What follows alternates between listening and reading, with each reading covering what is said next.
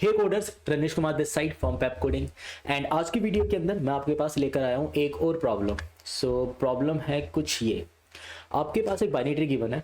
इस binary tree के अंदर ना मैं आपको टारगेट दे दूंगा एक, मान लेते हैं टारगेट है मेरे पास 11 का। ठीक है, आपको रूट से लेकर लीफ तक का एक ऐसा पाथ बताना है जो जिसका टारगेट 11 हो, मतलब जिसका सम करने पर 11 आ जाए। जैसे कि एग्जांपल के लिए 7 + 3 + 1 + 0 ये 11 होता है रूट से लेकर लीफ।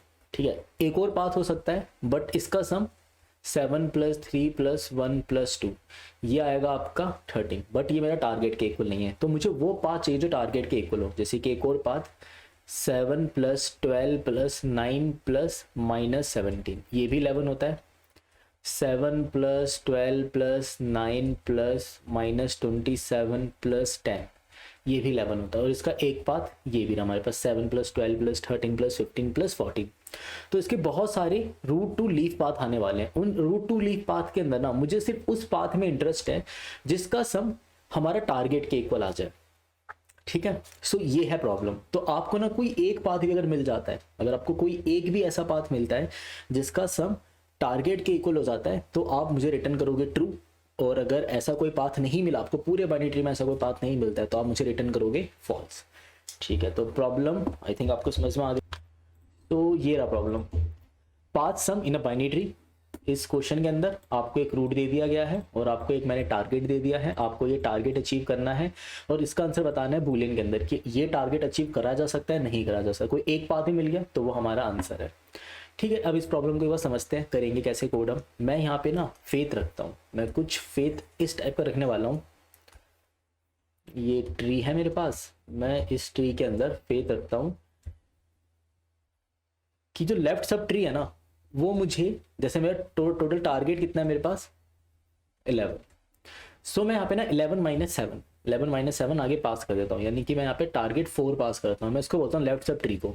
क्या तेरे पास टारगेट 4 अवेलेबल है? क्या तेरे पास टारगेट 4, क्या लेफ्ट सब ट्री अपने आप को इंक्लूड करते हुए, 3 को इंक्लूड करते हुए अपने लीफ तक जाते हुए क्या टारगेट 4 बना सकता है? अगर 3 ने टारगेट 4 बना दिया तो मुझे यहीं पर आंसर मिल गया, मैं राइट में जाऊंगा ही नहीं। बट अगर 3 ने टारगेट नहीं बनाया तो मैं राइट से पूछूंगा फिर राइट। तो ये बता कि तेरे पास ऐसा कोई ट्री है जो रूट से लेकर यानी कि 12 से लेकर लीफ तक का कोई ऐसा पाथ दे जिसका सम टारगेट के इक्वल हो जाए। तो मैं लेफ्ट से सवाल पूछूंगा और फिर राइट से पूछूंगा। दोनों में से अगर किसी एक ने भी आंसर दे दिया तो वही मेरा आंसर है। तो बहुत ही सिंपल सा कॉल है, यानी कि आपको इसके अंदर फेथ रखना होगा। तो इस प्रॉब्लम को करते हैं सॉल्व। मैं इस कोड को यहाँ से ले जाता हूँ इस तरफ की ओर एंड यहाँ पर करते हैं सॉल्व।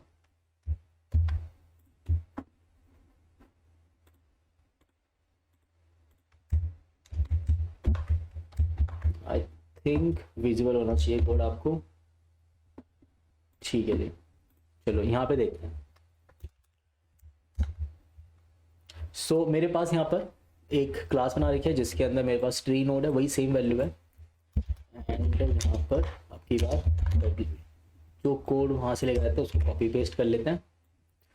ठीक है, तो मुझे ये हैज़ पास सम सॉल्व करना है और टारगेट अवेलेबल है। ठीक है, तो पहले मैं आपको इसको कोड करके दिखाता हूँ जो हमने फेथ रखा हुआ है उसके अकॉर्डिंग, एंड देन फिर इसको हल्का सा ट्राई रन करेंगे और फिर कुछ सटल से पॉइंट जिसमें रह गए वो उसके अंदर ऐड ऑन करते हैं। ठीक है, रिजल्ट फॉल्स एंड उसके बाद आप यहाँ पे कॉल लगा दो हैज़ पास सम के लिए। बट कॉल लगाते समय हम ऐसे लिखेंगे रिजल्ट और डायरेक्टली रिटर्न कर लेते हैं, return has path sum root dot left और टारगेट में से माइनस कर लो आप रूट डॉट वैल्यू को एंड और करके दूसरी कॉल लगा दो और इसके अंदर कॉल लगाओ आप राइट की ओर। अब देखते हैं इसमें बेस केस कैसा लगेगा। एक बेस केस तो वो नॉर्मल सही है हमारे पास, अगर रूट मेरा नल हो गया तो हमें रिटर्न कर देना चाहिए फॉल्स।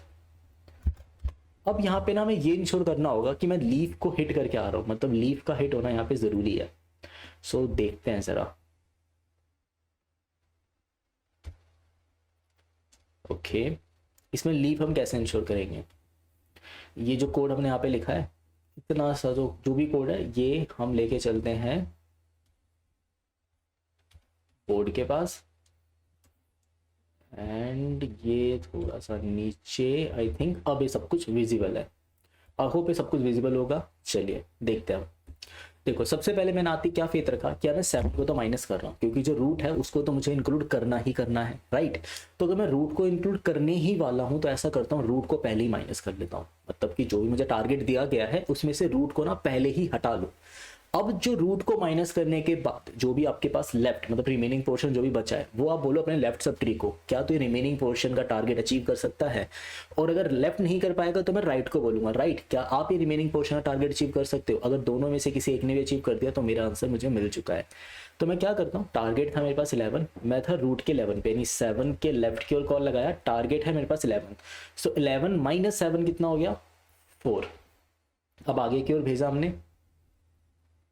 सो 11 माइनस, अब आप इसमें से क्या करोगे, टारगेट आपके पास लेफ्ट में गए 3 लेकर, अब यहाँ पे आया मैं 4 माइनस 3 लेकर। 4 माइनस 3 लेकर जैसे ही आता हूँ मैं यहाँ पर, तो मेरे को वैल्यू मिलेगी 1। अब हम इधर पहुंचे 1 के पास, अब 1 के पास आए 1 के लेफ्ट में। अब 1 के लेफ्ट में जैसे आप आगे की ओर कॉल लगाओगे तो आपको यहाँ पे आंसर मिल गया 0, क्योंकि आपने 1 माइनस 1 किया 0। मेरा टारगेट ना यहीं पर अचीव हो गया, सिर्फ इतने में ही मेरा टारगेट अचीव हो गया। बट मैंने आपको क्या बोला था, मुझे चाहिए root to leaf. Root to leaf एक ऐसा पाथ जिसका सम टारगेट के इक्वल हो। तो क्वेश्चन के अंदर भी ये बोला गया है आपको कि हमें चाहिए यहाँ पे root to leaf path. The function expected return on boolean value depending on the root to leaf path where path sum equal to target sum, जहाँ पे मेरा पास सम टारगेट सम के इक्वल हो। तो यहाँ पे रूट टू लीव निकालने के लिए हमें क्या करना होगा, देखो रूट टू लीव निकालने के लिए अब ये 1 पे ना मुझे अपना आंसर नहीं बनाना है, मैं अपने आंसर को सही या गलत तब मानूंगा जब मेरा लीव हिट हो जाएगा। तो जैसे आप लीव के ऊपर पहुंचो ना, तब आप ये इवैल्यूएट करना क्या मेरा टारगेट अचीव हो गया। तो मैं लीव का कैसे पता लगाऊंगा कि मैं लीव को हिट कर चुका हूँ? उसके लिए तो मुझे कोड के अंदर यहाँ पे एक छोटा सा चेंज करना पड़ेगा, यानी जब हम यहाँ पर विजिट करेंगे यहाँ पर एक माइनर सा चेंज करना होगा कि अगर रूट का जो लेफ्ट है वो नल हो गया एंड जो रूट का राइट है वो भी नल हो गया। इसका मतलब मेरा लीफ तो हिट कर चुका है।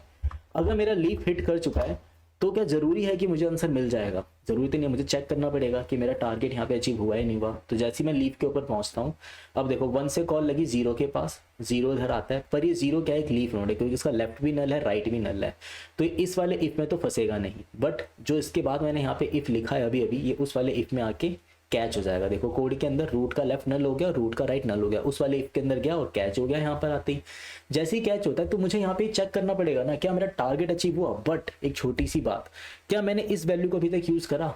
मैंने अब तक इस वैल्यू को यूज नहीं करा, क्योंकि अगर इसकी जगह पर 2 होता तो 7 + 3 + 1 + 2 13 हो जाता और मेरा टारगेट बनाना था 11 का, तो मुझे इस 2 को भी इंक्लूड करना पड़ेगा। पर यहाँ पे अभी तो वैल्यू 0 है, तो मैं क्या करूँगा 0 - 0 0, यानी कि मेरा टारगेट आज अचीव हो रहा है। अगर मेरा टारगेट अचीव हो रहा है तो यहाँ से रिटर्न कर दीजिए आप ट्रू।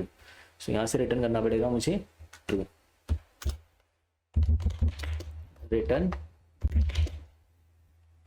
ट्रू। तो रिटर्न ट्रू कब करेंगे हम? ये रिटर्न वाली चीज ट्रू या फॉल्स हम कब करेंगे? ये सिर्फ तभी करेंगे जब target sum minus root node val equal to 0। जब ये वाली वैल्यू इक्वल टू 0 आएगी तभी आप यहाँ से रिटर्न ट्रू करोगे, नहीं तो रिटर्न फॉल्स करोगे। तो एक बार इसको ना एक बार ऐसे सोचते हैं कि अगर मान लो मुझे पहली बार में सम नहीं मिला होता, जैसे कि इस ट्री के अंदर मुझे यहाँ पर आंसर नहीं मिला होता, यहाँ पे वैल्यू होती कुछ समथिंग 3। सो ये कैसे करता? जैसे आप इधर आते, अब आप यहाँ पे टारगेट, अब मैं यहाँ पे टारगेट 0 लेकर पहुंचा और मैं 0 लेकर जैसे ही पहुंचता हूँ मुझे यहाँ पे अब चेक करना पड़ेगा क्या मेरा आंसर 0 - 3, क्या मेरा टारगेट अचीव हुआ? तो अचीव तो नहीं हो रहा है। तो एक बार मैं कंप्लीट कोड लेकर आ जाता हूँ यहाँ पर। ये है मेरे पास कंप्लीट कोड,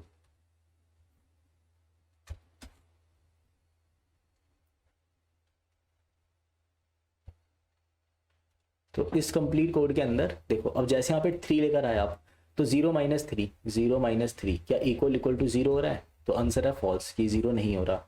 इट मीन्स आप यहाँ से करोगे बैक ट्रैक, क्योंकि आपने यहाँ से रिटर्न किया है फॉल्स। जैसे ही मैंने रिटर्न किया फॉल्स, तो लेफ्ट साइड से रिटर्न हुआ फॉल्स, यानी कि बैक ट्रैक करते टाइम मैं पहुंचा 1 के पास। अब 1 के पास जैसे ही आता हूँ 1 के पास आया फॉल्स, तो और ये किसके पास जाएगा, अब राइट की ओर जाएगा। तो ये अपने राइट की ओर कॉल लगाता है। राइट को जैसे हम गए वहाँ पर भी मैं पहुंचा क्या लेकर, 2 लेफ्ट और 0।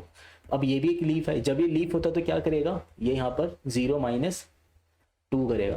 क्या ये इक्वल टू 0 हो रहा है, नहीं। अगर इक्वल टू 0 नहीं हो रहा तो यहाँ से भी रिटर्न फॉल्स। अब देखो इसके लेफ्ट से भी फॉल्स आया है, राइट से भी फॉल्स आया, तो इवेंचुअली क्या रिटर्न करेगा, ये फॉल्स रिटर्न करेगा। सो यहाँ से रिटर्न हुआ फॉल्स। 3 के लेफ्ट में रिसीव किया हमने फॉल्स। और अभी राइट की ओर कॉल लगाता है, पर राइट को जैसी कॉल लगाते हो आप कहाँ पहुँच जाते हो, नल की ओर। नल से क्या रिटर्न हुआ, फॉल्स। सो नल से भी आया फॉल्स, तो फॉल्स और फॉल्स कितना हो गया, फॉल्स। तो इवेंचुअली मैंने यहाँ से रिटर्न कर दिया फॉल्स। अब 12 की ओर कॉल लगा रहे हैं। अब मैं जैसे ही 12 की ओर पहुँचता हूँ, 12 यानी कि अब यहाँ पे जो भी मेरा टारगेट, पहले मेरा टारगेट यहाँ पे 11 था, मतलब यहाँ पे मुझे 11 टारगेट लिखना चाहिए। ऊपर मैंने 4 पास किया था। अब जब ये आगे की ओर कॉल लगाएगा, देखो टारगेट आपका इनिशियली 11 था, 11 में से आपने 7 माइनस करके ऊपर की ओर कॉल लगाया था, तो ऊपर पहुंचा 4। अब 4 में से मैं 12 माइनस करके ऊपर की ओर कॉल लगा रहा हूँ, तो मैं 9 की तरफ गया लेफ्ट। 4 - 12 कितना हो जाएगा, -8। अब ये लेफ्ट साइड से वेट कर रहा है आंसर के आने का। अब हम 8 के पास पहुंचे। अब मैं यहाँ पे कॉल लगाता हूँ 9। जैसे ही 9 के पास है, अब 9 अपने लेफ्ट में जब कॉल लगाएगा तो इस -8 में से -9 करके कॉल लगाएगा, तो मेरी वैल्यू कितनी हो जाएगी, 17। यहाँ पर हम पहुंचे लेफ्ट लेकर, और यहाँ पे आए हम -17 लेकर।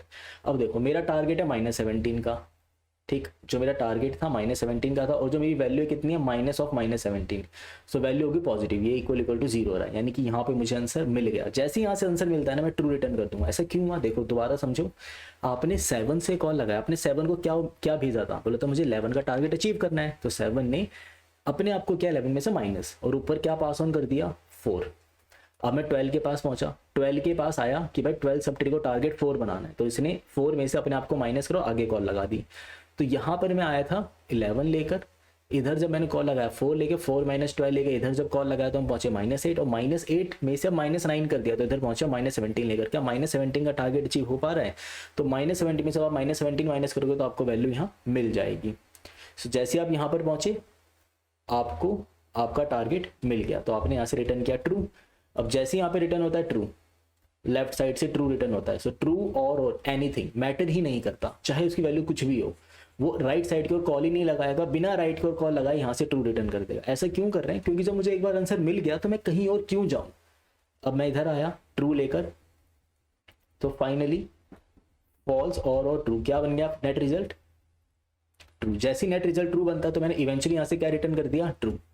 सो यहाँ से रिटर्न हुआ ट्रू, यहाँ से रिटर्न हुआ ट्रू, यहाँ से रिटर्न हुआ ट्रू, एंड फाइनली रिटर्न हो गया ट्रू। यानी ट्रू का क्या मतलब है कि मुझे मेरा आंसर मिल चुका, अब आगे की ओर कॉल लगाने की कोई नीड नहीं है। तो इसके अंदर जो इंपॉर्टेंट चीज़ थी वो क्या थी, ये बेस केस लगाना बहुत ज़्यादा जरूरी है लीफ का, कि आप जब लीफ को हिट कर जाओ तभी आप ये चेक करो कि आपने टारगेट में से अपने रूट की वैल्यू को माइनस करना पड़ेगा। क्योंकि अभी मैं लीफ को हिट करा है, मैंने लीफ को जब मैं हिट करता हूँ तो उस टाइम पर मैंने अपनी वैल्यूज में से माइनस नहीं करी होती है। हाँ, अगर ये आगे कॉल लगा देता तो अपनी वैल्यू माइनस करके कॉल लगाता, बट मैं अभी भी जब जैसे मैं लीफ के पास पहुँचता हूँ, तो लीफ के पास जब हम देखो, जब हम आगे की ओर जाते हैं, जब मैं आगे की ओर कॉल लगा रहा होता हूँ तो 7 माइनस करके कॉल लगाता हूँ। इसी तरीके से जब आप लीफ पर आओगे, अगर आप लीफ से आगे की ओर कॉल लगाते तो आप 10 माइनस करके कॉल लगाते। जैसे कि एग्जांपल के लिए एक बार जरा इस वाले पाथ को भी हम ऑब्जर्व करके देखते हैं कि ये वाला जो पाथ है ये कैसे वर्क करता। ठीक है, चलते हैं जरा इसके ऊपर। 7 का लेफ्ट राइट की ओर जा रहे हैं, टारगेट था मेरा 11, तो मैंने 11 में सब 7 माइनस करके आगे कॉल लगाया 12 के पास। अब मैं 12 के राइट में लेफ्ट में जाऊंगा पहले। सो 12 के लेफ्ट में जाएंगे, 11 में से जब 7 माइनस हो गया तो बचा 4। अब आप गए 9 के पास। अब देखो ये जब आगे कोई कॉल लगाएगा तो उसमें 12 माइनस करके कॉल लगाया, 4 में से 12 गया -8। अब 9 के पास पहुंचे। अब 9 अपने राइट में कॉल लगाना चाहता है क्योंकि हमें इस तरफ की ओर जाना है। जब 9 अपने राइट की ओर जाना चाहेगा तो 8 में से 9 को माइनस करके कॉल लगाएगा, तो वो पहुंचा 27 के पास, और ये लेफ्ट की ओर कॉल लगाएगा। 8 - 9 हो जाता है -17। अब आप जैसे ही पहुंचे -27 के पास, तो अब आप कॉल कैसे लगाओगे, अब आगे को कॉल लगेगी इसके अंदर -17 में से 27 को माइनस करके। तो हम पहुंचे 10 के पास लेफ्ट, और -17 हो जाएगा हमारा, ये प्लस हो जाएगा -17 और माइनस ऑफ -27, क्योंकि मैं अपनी वैल्यू नेगेटिव कर रहा हूँ, तो माइनस ऑफ -27 हो जाएगा +10। ये हो गया 27, जो वैल्यू आ जाएगी इसके अंदर +10। सो ऊपर आप +10 लेकर गए, जैसे आप +10 लेकर यहाँ पर पहुंचे, अब आप 10 पर आए। 10 एक लीव क्वांटिटी था, अभी तक मैंने 10 वाली वैल्यू माइनस करी नहीं है। जब मैं माइनस करूंगा तो मुझे मेरा आंसर मिलेगा। तो ये क्या करेगा, यहाँ पर 10 में से 10 को करेगा माइनस, 10 - 10 इक्वल टू 0 हो रहा है क्या? अगर हाँ तो यहाँ से रिटर्न कर दो ट्रू। और एक बार अगर यहाँ से रिटर्न ट्रू हो गया ना, तो ये कहीं पर भी कॉल नहीं लगाएगा। क्यों? जैसे इस वाली जगह पर ट्रू मिला इसे, ट्रू और एनीथिंग कोई मैटर नहीं करता, सिंपली यहाँ से ट्रू रिटर्न करेगा। फाइनल आंसर क्या बन जाएगा मेरा? ट्रू, कि मुझे रूट से लेकर लीव तक का एक ऐसा पाथ मिला है जो कि मेरा टारगेट के इक्वल है। सो ये था ओवरऑल कोड, जिसके अंदर हमने पाथ सम निकाल दिया। अब जरा इसको सबमिट करके एक बार देखते हैं कि यहाँ पर कोड हमारा पास करेगा या नहीं करेगा।